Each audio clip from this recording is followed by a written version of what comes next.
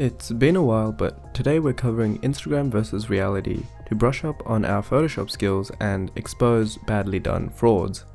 Today's set of photos come from the r/Instagram reality subreddit, and as always, these videos are meant to be informative and fun, and are not targeted at harming or injuring anyone's brand.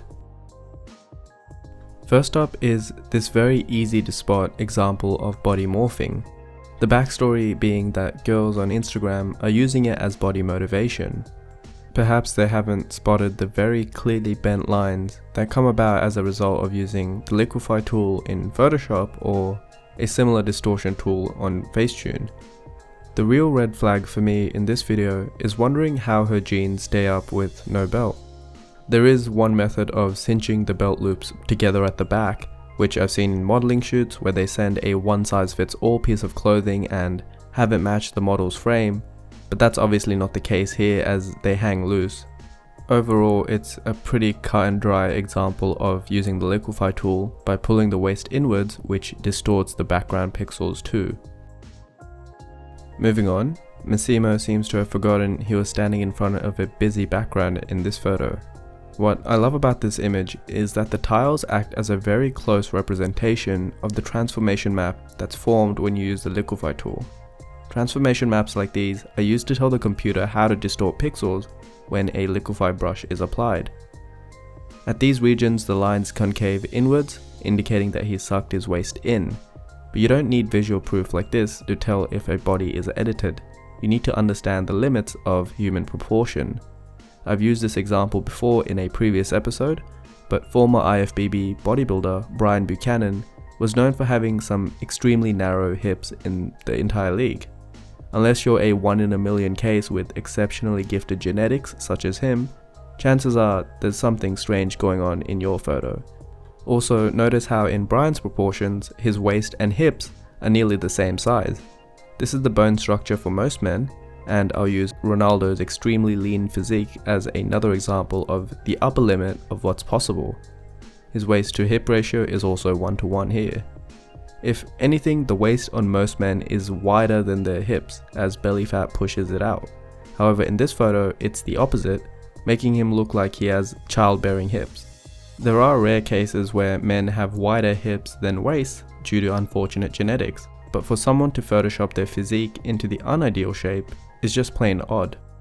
Lastly, no one ever stops at just one edit, so by looking around you see distortions at his deltoids and biceps too. This photo is a perfect visual representation of all the things I'd look for or all the things I'd avoid as a Photoshop editor. In this photo we have a budget Kardashian. From the video taken of her by someone else, her waist isn't as thin as she makes it out to be in her photos. Now, there's nothing wrong with that, but when you profit off of selling impossible goals to impressionable teens, it's a bit problematic. So let's break this image down. Her shadow is clearly visible behind her, suggesting that the light source, in this case the sun, is in our direction, the viewer. Unless she's in a football stadium with multiple spotlights on her, there shouldn't be a second shadow as we can see here, especially one that contours to her waist. This second shadow is from the windowsill, and it's very easy to see how each gradient of the shadow contours in exactly the same way towards her waist, pointing to the obvious culprit of a liquify or Facetune brush. The fact that her edit disturbed every gradient of the shadow rather than just the main one indicates that she probably used her fingers to do the edit, and it's probably done on Facetune. A professional edit on Photoshop would involve cutting out her outline and then implanting the original wall back in so that it looks undisturbed. As for the rest of the face, it's difficult to tell what's makeup and what's Photoshop, as she hasn't changed a whole lot here, so we'll leave it at just that. In this next photo we have Kylie and, believe it or not, Caitlyn Jenner. It's really hard to find accurate photos of what Caitlyn actually looks like at 70 because the large majority are edited like this. From the interview shot, her skin shows heavy nasolabial, nasojugal, and fine under-eye lines, with considerable skin sag at her eyebrows and cheeks. Also, in this shot, her skin is very pale and pasty, whereas in the edit with Kylie, the skin tones match and she's gained an instant tan. I have to give credit to her editor for leaving some creases and fine details for realism, but the biggest giveaway is the color disparity between the face and neck, where Kylie's natural neck is the same tone as her face, and Caitlyn's is a few shades darker. It's strange to me that she, or whoever her editor is, would over-edit the face past what the general media is used to seeing and create such a jarringly obvious edit. Here's a similar example of turning back 40 or so odd years with Photoshop. It's quite clear to see how the wrinkles were edited when looking at the sharp change in skin tone at the forehead. This is caused by using a patch tool or something similar that samples a desirable portion of the skin to replace an undesirable one. Unless you're constantly changing where you're sampling the skin from, simply dragging the tool across and being lazy will result in only one skin tone being copied over rather than a range which is more realistic. Leaving an uneven complexion may be seen as a flaw, but it's also what makes us human and realistic. Here's a better example from a dodgy skincare ad on Instagram. Not only does the miracle cream make your nose straighter, but it also blurs your face and makes it all one skin tone. This one is just ridiculous. It's so ridiculous I'm still going to talk about it. You can see her obliques and then the separation as we move into the rectus abdominis, which is where your belly button is, but then that makes you consider where is her other oblique. This image seems odd because she's only edited one side, and even then she overdid it. Another sign is that the shadow behind her contours to her waist when the light source is in front of her. Lastly, if you zoom into the shadow and the waist, they both have pixel shear as the colored pixels from her body blend in with the pitch black shadow, causing this weird mix of the two colors. This is seen most commonly when you stretch the pixels too much and the computer just doesn't know how to fill in that void space. If Sylvester Stallone wasn't 73 years old, I'd be convinced that this is him. His Adobe gains have managed to once again bend the space-time continuum, and it's clear to see there's been some work done to his delts, with one being larger than the other.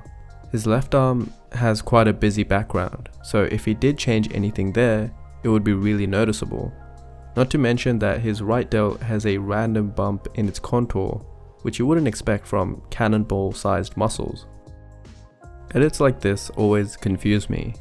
There's something definitely unique with being 70% leg and 7'2" with the proportions of a 5'8" girl, but I genuinely don't know how these edits are done. A lot of users have sent me footage of Chinese editing apps that make the legs longer and slender, but the fact that it can do it in real time without disrupting the background is miles ahead of any technology the public has on the Western market. So a quick update. After recording this video, I did some more research and found a great video by a YouTuber called Asian Woes, who basically stretches out the bottom half of the image to elongate the legs. The effect is very subtle and I'm honestly surprised by how easy it is. That being said, I don't think that's what's happened here. If you look at the sky, it's very clearly an artistic edit because of how defined the lines between the background and foreground are. Whoever edited this photo, be it her or someone else, would likely go to the more painstaking task of cutting the subject out, then stretching the photo manually and then putting it back in, but that's a lot more work.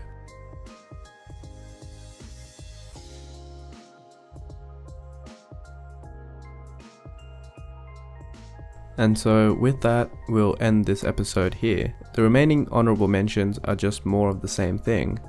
Follow our Instagram page at Koo Studio to see more celebrity facial morphs and edits.